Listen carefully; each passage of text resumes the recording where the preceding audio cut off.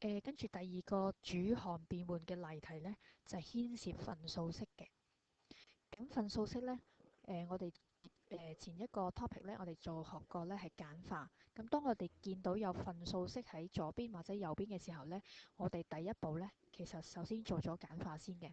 咁喺呢條主項變換裏邊呢，佢係要求呢主項變換做 x 嘅，即係左手邊呢係要有一個 x 嘅主項。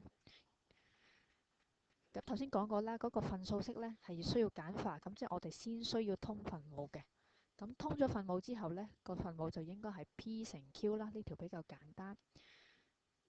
咁第一項呢，就即係 x 乘以 Q 加以 x 乘以 P。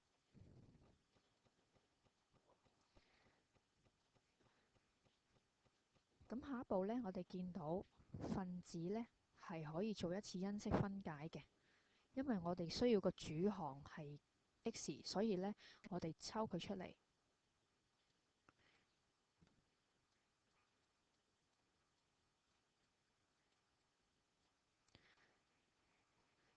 咁做咗一次因式分解之後，你見到呢 x 已經被抽咗出嚟，咁就比較容易呢係做轉換嘅。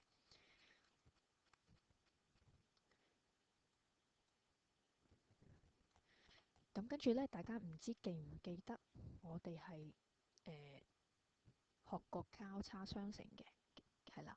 咁交叉相乘呢，我哋就可以呢將呢個分數式呢拆咗去過去，變咗其實呢度係 R/1，我哋就會將佢呢變咗做呢 x Q 加 P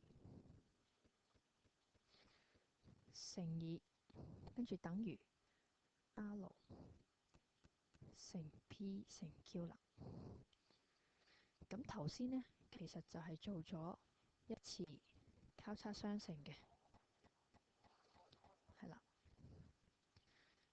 好，咁跟住呢，最後我哋見到只係有呢個因式黐住個主項 x，咁所以呢，我哋最後做一次呢，除咗呢個因式，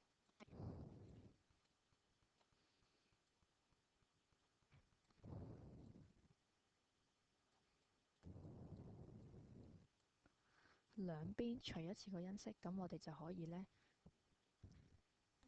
取消咗、抵消咗嗰個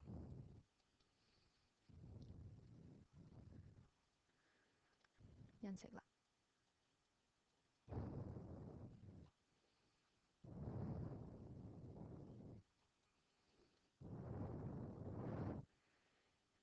咁你會見到呢個因式可以咁樣簡化咗。